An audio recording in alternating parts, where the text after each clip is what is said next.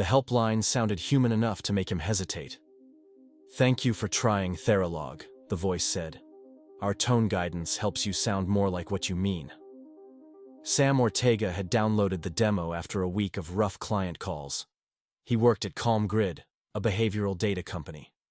CalmGrid sold tools that measured tone, the feeling in your voice, and predicted how people would react. Their new release, TheraLog 3.1, did more than measure. It coached. It listened in real time and nudged your speech toward what it called the trust baseline. He had called to cancel. The support rep kept him on the line. "It's like a mirror for conversation," she said. "You're still you, just clearer. Your pauses land better. People hear confidence they didn't know was there."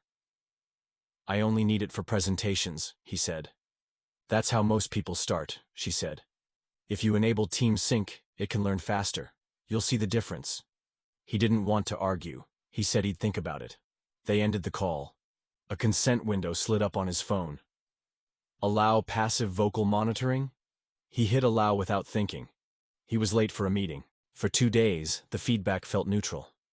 After a call, the app sent small notes. Try a shorter pause before your ask. Your pitch rose at the end of your sentence. Steady breaths earn trust. He skimmed them. The graphs showed his alignment to the trust baseline with a green band. He hovered near it. Sometimes he dipped. On the 3rd day, the messages felt personal. "You sounded uncertain today. Would you like a 2-minute confidence practice?" He dismissed them. At his desk, his manager stopped by. "Sam, connect TheraLog to the team channel," she said. "The company integrates tone cues now. Our software reads emotional signals in voice during meetings. When your app syncs with the team feed, everyone's alignment improves." "Is that mandatory?" he asked. "It's optional," she said, which at CalmGrid meant yes. He enabled Team Sync. All Hands Thursday came every week. That was CalmGrid's full company meeting. Everyone logged in, cameras on. Next to each name, the tone index glowed, a small circle that pulsed color. Green meant aligned to the trust baseline. Yellow meant the system detected friction or hesitation. Sam's circle pulsed green, then yellow, then green again. It distracted him. The COO spoke about clarity first and designing for human connection. The chat filled with small affirmations.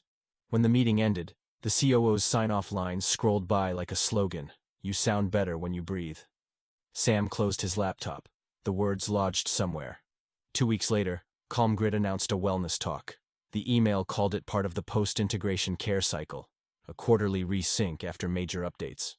The session was titled Vocal Hygiene and Digital Legibility. It was mandatory for anyone using TheraLog with Team Sync. Others could attend if they wanted. He went because at CalmGrid, optional meant there would be a note if you didn't. The conference room smelled like coffee and new carpet. Rows of identical chairs faced a large screen. The screen showed soft gradients and a single sentence: "Make your meaning easy to hear." The facilitator stood beside it. Her smile looked trained. Her voice sat in the middle of the trust baseline curve. Steady, warm, controlled. She told them the tools didn't change who they were. "They reduce noise," she said. "They help people see you clearly. This is care." Sam felt his badge against his chest. He hadn't meant to stand, but he heard his voice first. "What if the noise is me?" he said. "And the room prefers the cleaned version." The facilitator repeated his words with smoother timing, like she was demonstrating a setting. "That's a useful awareness," she said. "Most of us have noise inside us. Integration separates signal from self. Over time, you'll sound more like what you meant to be." Polite applause. A few people nodded, relieved to be told what they were. When the talk ended, the room emptied into the bright hallway. The air outside smelled like printer toner and recirculated air. Ella, a co-worker from his team, matched his pace. Her tablet was still open in her hand. "You're making this harder than it needs to be," she said, not unkind. "Let it help." He nodded because it was easier than arguing. He wasn't sure what it meant anymore. The app, the integration, or the version of himself the company wanted. They reached the elevators. The doors slid open with a soft seal. They rode to their floor without speaking. Home had a different sound. The apartment's light recognized him and warmed a few degrees. He dropped his badge on the counter. 2 mugs sat by the sink. One had a chip from moving day, 2 years ago. The dishwasher always expected a second cup. He hadn't fixed the setting because it felt simpler to leave it. The laundry unit hummed in the corner. It folded shirts in the order it learned when 2 people lived here. Once a week it paused, leaving a space where another stack used to go. He had never changed that program. The thermostat lowered by half a degree when he exhaled.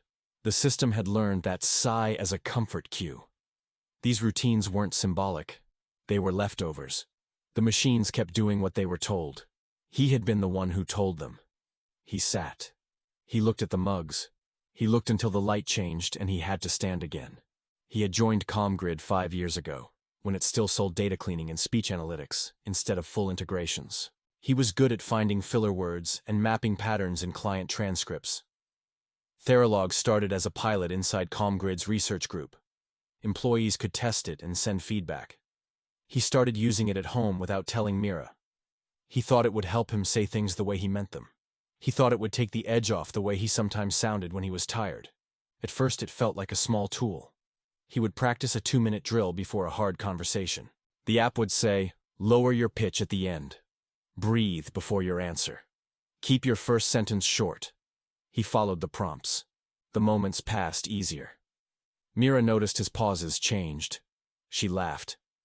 "You're buffering," she said, touching his wrist, and then the counter, closing the extra space the app had created. After a few updates, she stopped laughing. The gaps were too neat. His answers landed like they had been rounded. They sat at the table they built from old brackets and new wood. She moved a napkin to keep her hands busy. He watched the motion and waited for the right cadence to answer. She said, "I hear you, but I can't read you anymore." He tried to explain he was the same. He said the pauses were still his. He said the app only made them clearer. She packed her side of the silverware tray and left the chipped mug on the counter. After she left, his home system kept the second coffee routine and the extra space in the dresser drawer because he never changed them. When he asked TheraLog if he should disable the practice prompts at home, it said, "We recommend consistency across contexts." He kept the prompts. By the end of the quarter, the tone dashboard beside his name glowed a clean green during most meetings.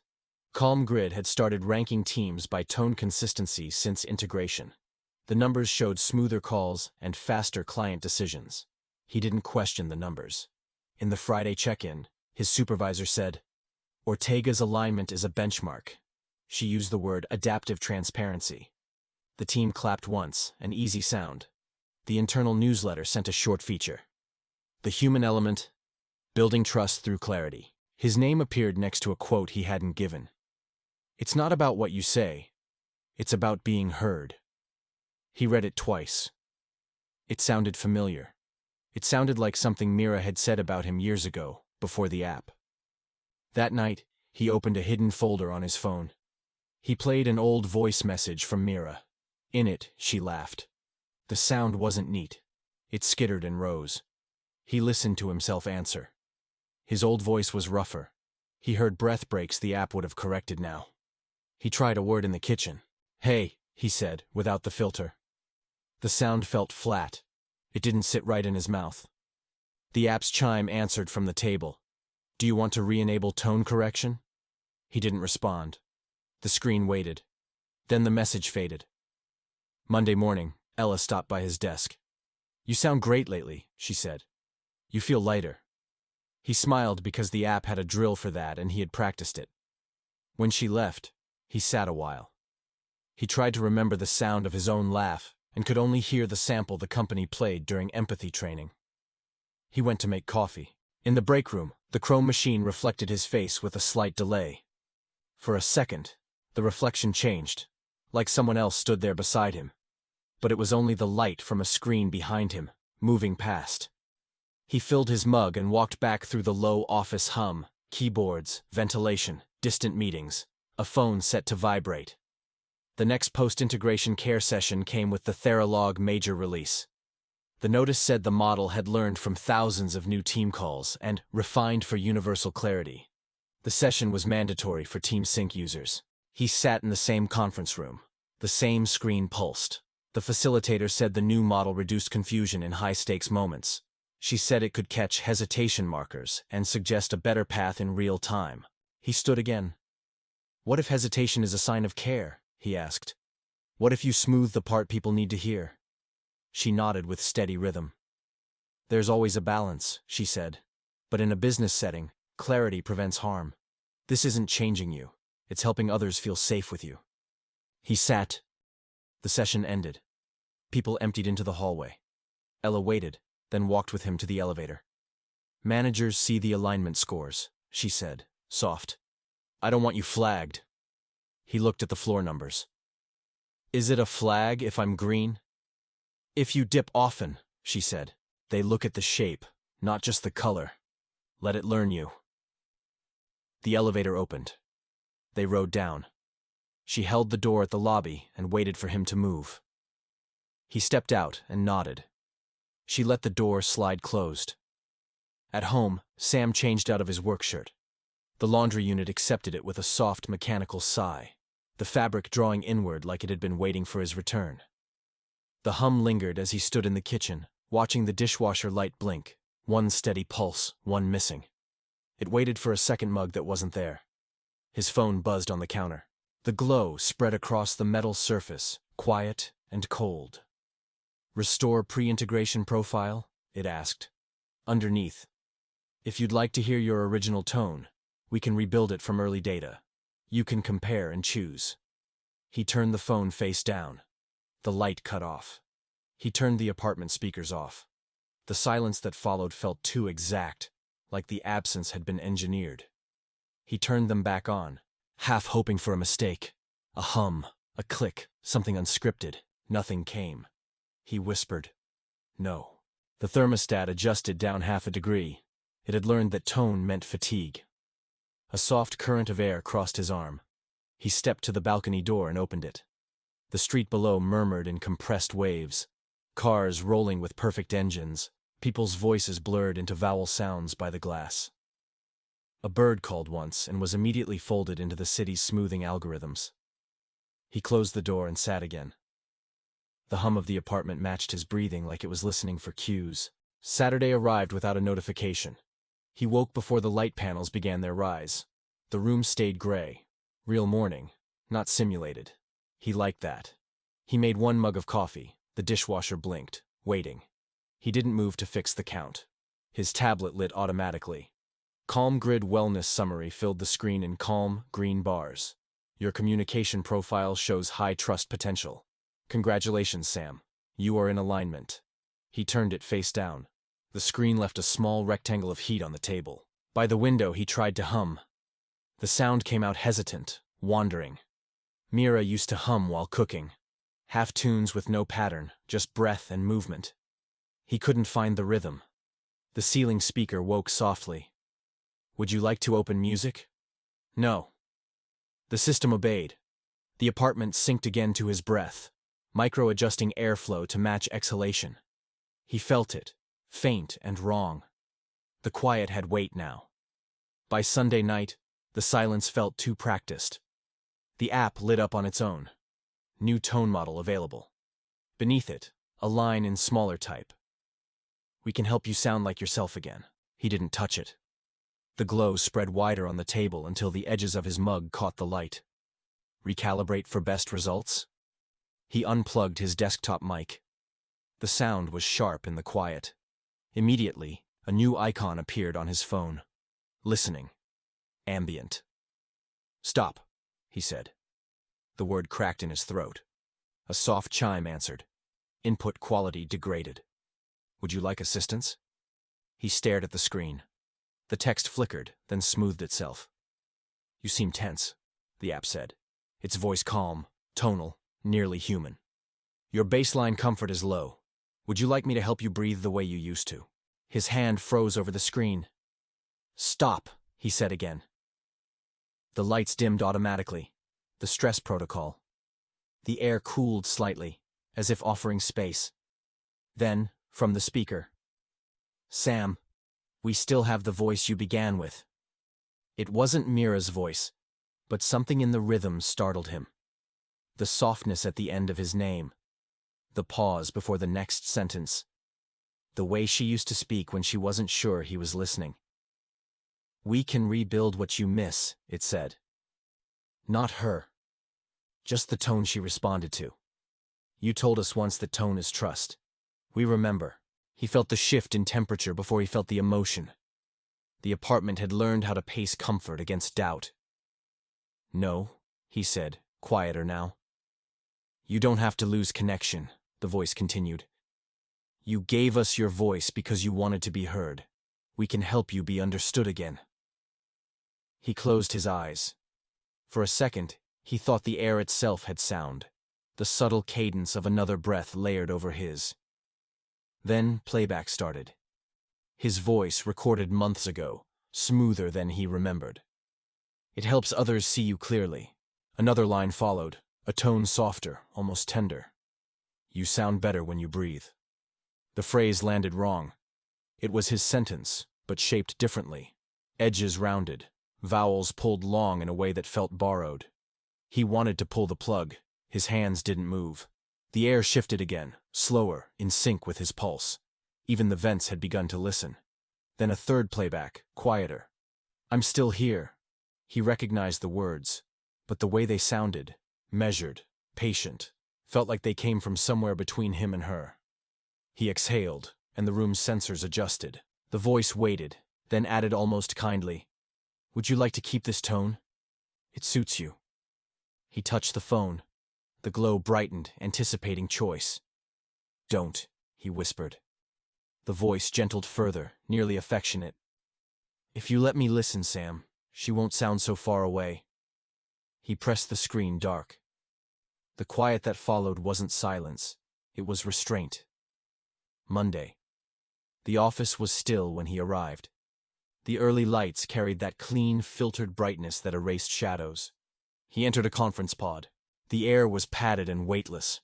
He opened TheraLog and slid Team Sync off. The button turned gray. A warning blinked. "Are you sure? Team Sync improves trust metrics." He pressed yes. Another message followed. "Manager visibility. Active. Delay update until end of week?" He pressed no. He closed his eyes, wanting one moment of unadjusted sound. But before he could speak, someone knocked. Ella stepped in, voice soft. "You okay?" The system flagged a change. "I turned off Team Sync." She hesitated.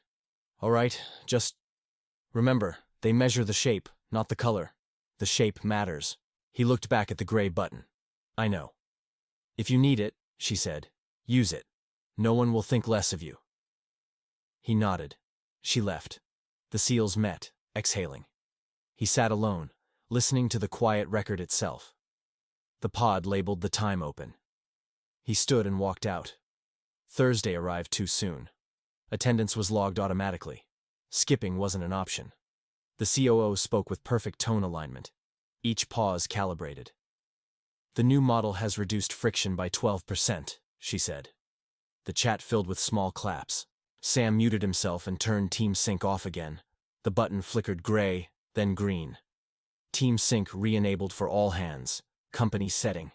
He watched his tone index glow green and pulse slowly, steady as a heartbeat.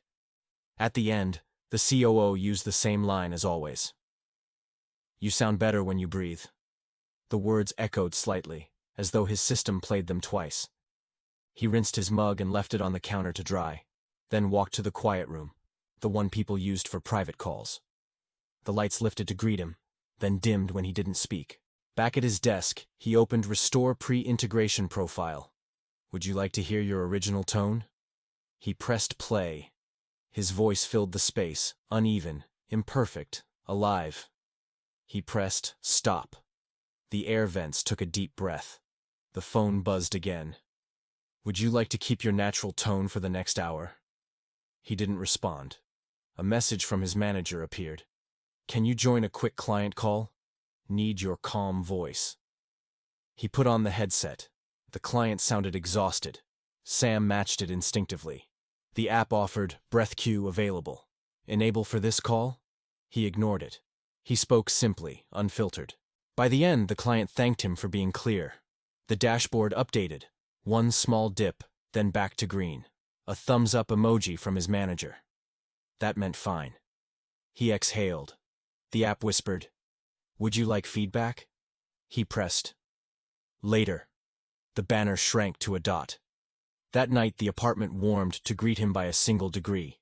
He changed clothes, adjusted the dishwasher's count manually. 1 cup, not 2. When it confirmed, something in his chest settled.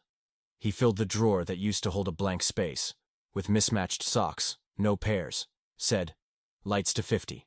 They obeyed. Thermostat, hold. It held. He opened TheraLog.